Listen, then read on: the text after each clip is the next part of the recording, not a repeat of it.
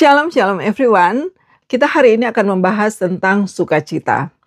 Dan kalau saya tanya saudara, menurut saudara sukacita itu seperti apa? Apakah sukacita itu? Seringkali kalau saya tanya seperti itu, orang menjawabnya seperti ini. Sukacita sama dengan bahagia. Sukacita itu bahagia, sama, nggak ada bedanya. Tapi hari ini kita akan melihat perbedaan antara sukacita dan bahagia. Mari kita sama-sama baca dari kitab Nehemia pasal 8 ayat 10 bagian B. Ayat yang pendek ini akan kita bahas bersama hari ini. Jangan kamu bersusah hati, sebab sukacita karena Tuhan, itulah perlindunganmu. Saudara dengar? Kita baca sekali lagi ya. Jangan kamu bersusah hati, sebab sukacita karena Tuhan, itulah perlindunganmu. Jangan kamu bersusah hati. Karena apa? Sukacita karena Tuhan, itulah perlindunganmu. Bahasa Inggrisnya bilang begini, the joy of the Lord is my strength and my stronghold. Jadi the joy of the Lord maksudnya sukacita yang datang daripada Tuhan. Nah itu menunjukkan, menerangkan pada kita bahwa sukacita itu hanya datang daripada Tuhan. Sukacita yang sesungguhnya hanya datang daripada Tuhan. Kita tidak akan temukan sukacita yang sesungguhnya di luar dari Tuhan. Terpisah dari Tuhan, kita tidak akan pernah menemukan sukacita yang sesungguhnya. Nah sekarang saudara tanya, ya bahagia yang gimana dong? Kan sama, sukacita sama bahagia. Berbeda. Bahagia, tadi saya sudah bilang, sukacita, the joy of the Lord.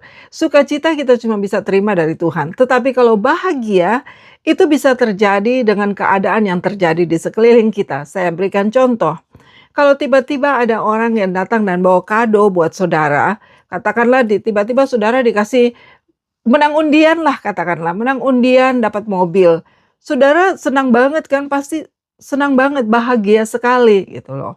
Kalau orang-orang baik terhadap saudara, saudara diperlakukan dengan baik, maka saudara akan berbahagia. Ketika segala sesuatunya berjalan dengan baik dalam hidup saudara, saudara sehat, suami, istri, anak-anak, orang tua, semua sehat, semuanya keadaannya baik, sehat-sehat semua berbahagia. Ketika anak-anak kita lulus sekolah, anak-anak kita bisa mendapatkan pendidikan yang tinggi, semua berbahagia. Tetapi bagaimana kalau ketika tiba-tiba kita datang dan pergi untuk rutin, check up rutin, tiba-tiba dokter bilang, Bapak, Ibu, ternyata dari check up ini Bapak punya kanker. Ada penyakit kanker. Dan itu sudah stadium 3. Apalagi kalau dibilang stadium 4. Kira-kira ada kebahagiaan nggak di sana? Pulang ke rumah masih bisa berbahagia nggak? Nah, itu yang saya mau katakan ada perbedaan. Kalau kebahagiaan itu tergantung dari sekeliling, dari keadaan di sekitar kita, pada apa yang terjadi pada kita. Tapi kalau sukacita, itu tidak bergantung pada apa yang terjadi pada kita. Sukacita itu bergantung dari apa yang Tuhan berikan bagi kita. Kita tidak akan dapat sukacita kalau bukan Tuhan yang memberikannya bagi kita.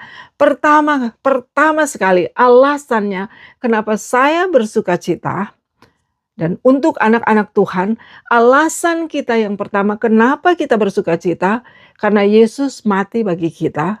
Oleh karena Yesus pernah mati bagi kita, Dia mengambil dosa kita, diletakkan di atasnya, dan Dia yang membayar harga dari dosa itu, harga dari pelanggaran kita. Dia yang membayar pelanggaran kita, upah daripada dosa itu Dia yang bayar, Dia yang mati di atas kayu salib. Sehingga karena Yesus pernah mati di atas kayu salib, saya dan saudara memiliki pengharapan kehidupan yang kekal. Itu sukacita yang luar biasa yang tidak akan pernah kita dapatkan di tempat lain, yang tidak akan pernah kita dapatkan dengan apapun juga. Tidak ada pengganti dari sukacita tersebut. Coba saudara renungkan hal itu. Itu sukacita yang tidak bisa kita ganti dengan apapun juga. Jadi sekalipun ada hal-hal yang terjadi di sekeliling kita, Sukacita itu tidak akan pernah terampas dari hidup kita, tidak akan pernah hilang dari hidup kita. Anak-anak Tuhan, kalau kita gereja Tuhan yang siang dan malam merenungkan kebaikan Tuhan, merenungkan kasih setia Tuhan, mengingat-ingat betapa baiknya Tuhan yang rela naik ke atas kayu salib, disiksa, darahnya tertumpah, supaya saya dan saudara bisa punya jaminan kehidupan yang kekal, jaminan kehidupan yang kekal, bukan jaminan kehidupan 100 tahun, 1000 tahun, tapi jaminan kehidupan yang kekal.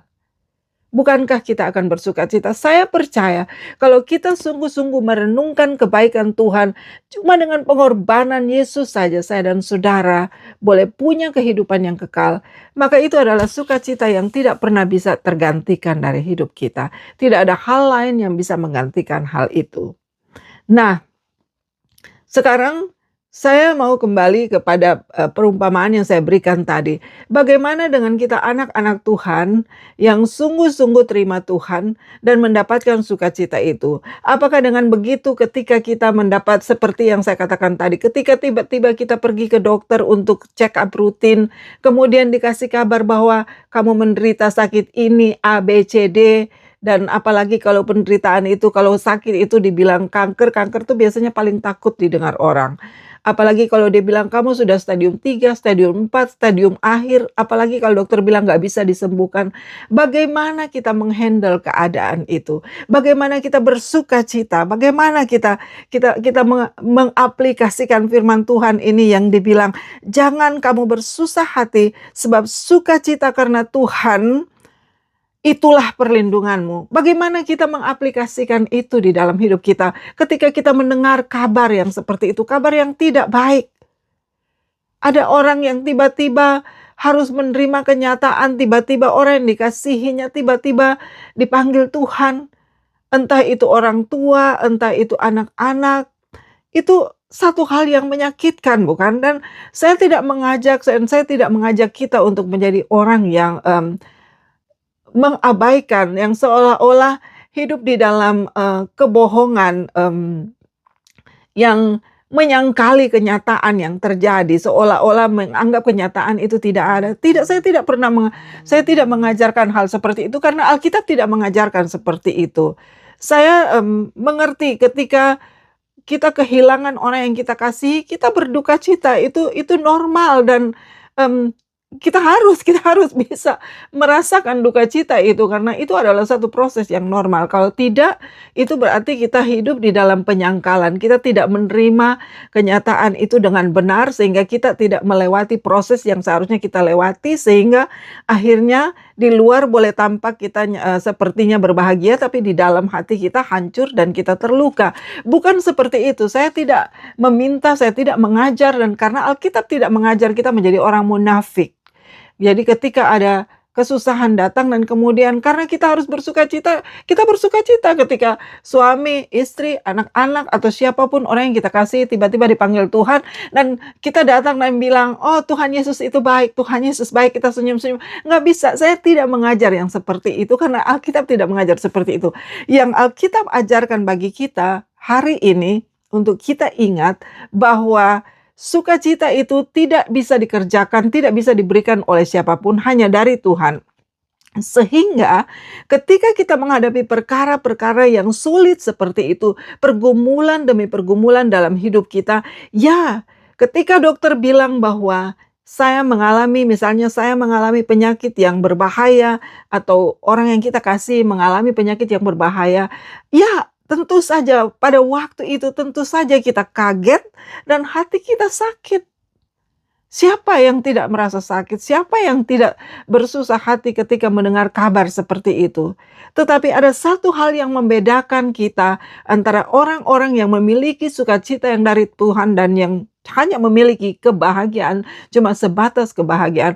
Yang memiliki kebahagiaan ketika mendengar kabar seperti itu, dia akan sangat frustrasi dan akan sangat menjadi putus asa, hilang pengharapan, dan akan menjadi galau, hidupnya akan jadi galau.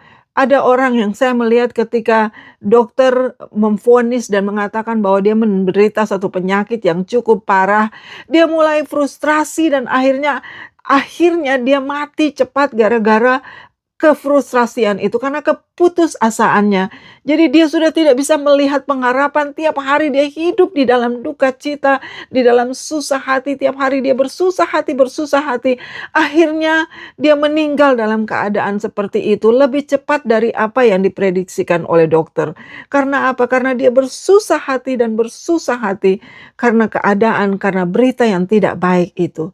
Tetapi orang yang bersandar pada Tuhan, yang tahu bahwa Tuhan itu adalah perlindungan kita. Ketika kita menerima kabar yang tidak baik, kenyataan yang tidak baik seperti itu, kita berduka pada saat itu, kita kaget pada saat itu, kita menangis pada saat itu.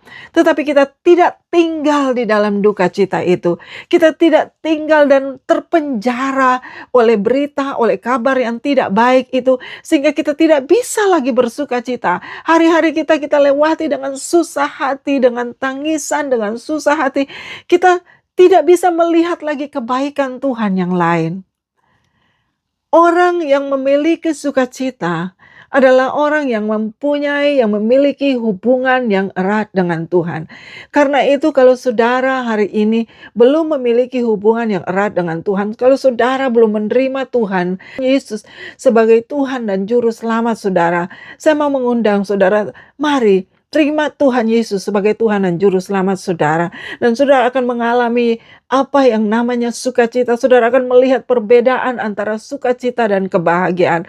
Kebahagiaan cuma terbatas pada apa yang bisa kita nikmati, yang kita bisa rasakan dari luar, dari apa yang terjadi dari luar kita. Tetapi sukacita itu sesuatu yang dari dalam, karena itu cuma bisa diberikan oleh Tuhan kita, cuma bisa diberikan oleh Bapa kita di surga terhadap kita. Dan karena itu diberikan oleh Tuhan bagi kita, tidak ada satupun yang bisa merampasnya. Iblis bisa berusaha sekuat tenaga, tapi dia tidak akan berhasil. Iblis akan berusaha merampas sukacita kita. Ketika saya mendengar kabar yang tidak baik tentang keluarga saya, orang yang saya kasihi ketika divonis dengan kabar, dengan penyakit yang berbahaya, bahkan ketika dokter bilang tidak bisa disembuhkan, di saat itu ya saya berduka cita, saya menangis, sungguh-sungguh saya menangis. Tetapi sesudah itu Tuhan memulihkan kembali. Sukacita itu kembali muncul dan memberi pengharapan. Daripada saya menangis tiap hari, saya memuji Tuhan tiap hari. Daripada saya bersusah hati tiap hari, saya memuji Tuhan. Karena apa? Karena dengan begitu saya menyerahkan kesusahan saya pada Tuhan. Saya bukan orang yang tidak berpengharapan. Gereja Tuhan, kita bukan gereja yang tidak berpengharapan. Kita memiliki Kristus. Karena itu jemaat Tuhan, anak-anak Tuhan, engkau bukan sekedar pergi ke gereja. Engkau pergi ke gereja karena engkau tahu bahwa Dia yang menyelamatkanmu, Dia yang menjamin, yang memberikan jaminan kepastian tentang kehidupan yang kekal itu. Dia adalah Allah ya dan amin. Dan iblis akan memakai segala macam cara untuk merusak sukacita, untuk merampas sukacita anak-anak Tuhan. Tapi iblis tidak akan pernah berhasil. Karena sukacita yang saya dan saudara miliki bukan sukacita yang diberikan oleh dunia ini. Bukan sukacita yang kita dapatkan dari harta benda, dari uang yang banyak, dari kekayaan yang banyak, dari keberhasilan demi keberhasilan kita. Sukacita yang kita alami itu bukan karena perbuatan kita, bukan karena pemberian orang lain, tapi sukacita yang kita alami, yang kita miliki, itu berdasarkan atas pekerjaan Tuhan Yesus sendiri. Jadi orang yang memiliki sukacita, itu dia miliki oleh karena perbuatan Tuhan sendiri. Kalau bukan Tuhan sendiri yang memberikannya bagi kita, itu kita tidak akan pernah terima. Itu sukacita itu adalah sesuatu yang kita terima berdasarkan apa yang Tuhan kerjakan. Bukan apa yang saya kerjakan. Bukan karena saya baik, bukan karena saya sempurna, bukan karena segala sesuatu yang saya lakukan. Tapi semata-mata adalah anugerah pemberian Tuhan. Karena itu sekali lagi saya mau katakan, kalau saudara belum terima Tuhan Yesus, kalau saudara belum sungguh-sungguh terima Tuhan Yesus, belum sungguh-sungguh ada di dalam relationship, ada dalam perhubungan yang sungguh dengan Tuhan Yesus, jangan menunda-nunda. Mari mulai saat ini, terima Tuhan Yesus, undang Dia menjadi Tuhan dan Juru Selamatmu. Terima apa yang Yesus kerjakan di atas kayu salib. Terima dan katakan, Tuhan, aku perlu Engkau. Aku perlu juru selamat untuk membasuh aku, untuk membersihkan aku, supaya dosaku bisa dibersihkan, supaya aku bisa terima hidup yang kekal itu, dan tidak ada lagi yang akan membuat aku takut, tidak ada lagi yang mengancam hidupku, karena aku tahu bahwa jaminan masa depanku, jaminan hidup kekekalan itu sudah aku punya, sudah aku terima oleh karena perbuatan Tuhan. Dan oleh karena apa yang Yesus kerjakan jauh lebih besar dari apa yang dunia boleh tawarkan bagi kita, maka apapun boleh terjadi dalam hidup kita, itu tidak akan pernah merusak sukacita, tidak akan pernah merampas sukacita kita, karena apa yang kita punya itu bukan perbuatan manusia, bukan apa yang diberikan oleh manusia, bukan apa yang diberikan oleh dunia ini yang sifatnya tidak kekal, tapi apa yang kita terima, sukacita yang kita terima dari Tuhan, itu karena perbuatan Tuhan sendiri, dan itu sifatnya kekal, tidak bisa diambil, tidak bisa dirampas oleh siapapun, karena Tuhan sendiri yang memberikannya bagi kita. Kalau saudara terima Tuhan Yesus, saudara masuk dalam perhubungan yang sungguh dengan Tuhan Yesus, saya percaya Alkitab menjamin saudara akan melihat apa yang namanya perbedaan antara sukacita dan kebahagiaan. Saya percaya saudara akan terima sukacita yang permanen dalam hidup saudara.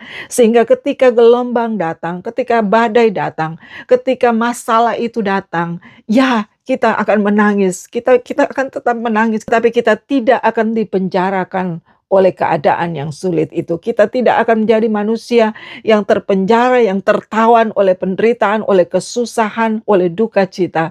Tetapi kita boleh berduka cita, tapi duka cita kita orang percaya adalah duka cita yang berpengharapan. Kita boleh terima kabar yang tidak baik, tetapi kita bukan orang yang tidak berpengharapan. Kabar tidak baik itu boleh datang menghantam kita, tetapi separah apapun, seburuk apapun kabar itu, seburuk apapun pergumulan kita akan tetap berpengharapan. Karena apa? Karena Tuhan adalah perlindungan kita. Alkitab kita berkata, Tuhan itulah perlindunganmu. Tuhan itulah perlindunganmu. Coba perkatakan itu berulang-ulang. Tuhan itulah perlindunganmu. Kalau Tuhan yang melindungi kita, firman Tuhan yang lain berkata, kalau Tuhan di pihak kita, siapakah lawan kita? Kalau Tuhan perlindungan kita, siapakah yang menjadi lawan kita? Kanker, bangkrut, keuangan yang tidak banyak, tidak punya mobil mewah, tidak punya rumah yang besar, yang bagus. Apa yang boleh datang menimpa kita? Ya akan mengalahkan kita kalau Tuhan adalah perlindunganmu. Karena itu hari ini saya mau katakan sekali lagi, mari saudara, kalau saudara belum sungguh-sungguh, mungkin saudara sudah terima Tuhan, mungkin saudara sudah jadi Kristen lama, mungkin saudara sudah Kristen sejak lahirnya, tapi saudara belum ada dalam perhubungan yang sungguh-sungguh, belum serius dengan Tuhan. Hari ini jangan tunda besok atau kapan. Hari ini mari terima Tuhan sungguh-sungguh, hidup dalam persekutuan yang sungguh-sungguh dengan Tuhan, sampai kita boleh melihat, dan merasakan sendiri. Kita bukan cuma dengar kata orang, the joy of the Lord is my strength and my stronghold, tetapi kita mengalami itu sendiri. Sukacita yang daripada Tuhan itulah perlindungan kita. Kita mengalami itu sendiri, sehingga sekalipun ada masalah, kita berbeda dengan orang-orang yang tidak memiliki sukacita, orang-orang yang masih belum terima Tuhan. Karena kalau masalah itu datang pada kita tetap bisa bersukacita. Ya, kita boleh menangis, ya kita boleh berduka, tapi kita tidak pernah tertawan dan tinggal selama-lamanya dalam waktu berkepanjangan dalam duka cita itu. Karena apa? Karena semua yang kita boleh harapkan, yang terbaik itu cuma kita terima dari Tuhan. Apa yang terbaik yang saudara boleh bayangkan saat ini selain bisa memiliki hidup yang kekal bersama dengan Tuhan selama-lamanya? Apakah yang ada yang lebih baik daripada itu? Karena itu, Hari ini mungkin saudara ada di tengah pergumulan, mungkin saudara bergumul keuangan, mungkin saudara bergumul kesehatan, mungkin saudara bergumul tentang suami, istri, anak-anak saudara, orang tua saudara, mungkin saudara bergumul dengan pekerjaan saudara, mungkin saudara bergumul dengan pelayanan saudara. Saya berdoa bagi saudara-saudara, jangan lupa berdoa, berdoa. Saya berdoa bagi saudara, tapi satu hal yang saya mau katakan, kalau engkau terima Tuhan sungguh-sungguh, hidup dalam persekutuan yang sungguh-sungguh dengan Tuhan, renungkan kebaikan Tuhan siang dan malam, ingat-ingat apa yang Tuhan sudah kerjakan bagi kita, ingat-ingat janji dan jaminan yang Tuhan beri bagi kita, kehidupan yang kekal. Adakah yang lebih baik daripada itu? Karena itu hari ini kita renungkan semua itu, kita renungkan betapa baiknya Tuhan yang menjadi perlindungan saya dan saudara siang dan malam, sekarang sampai selama-lamanya, yang menjadi jaminan hari ini, esok, dan sampai masuk dalam kekekalan. Hanya Dia, Yesus Kristus, yang mati bagi saya dan saudara di atas kayu salib. Maka kita akan terima sukacita itu, dan tidak ada satupun yang dapat mengambilnya dari kita. Tuhan Yesus memberkati.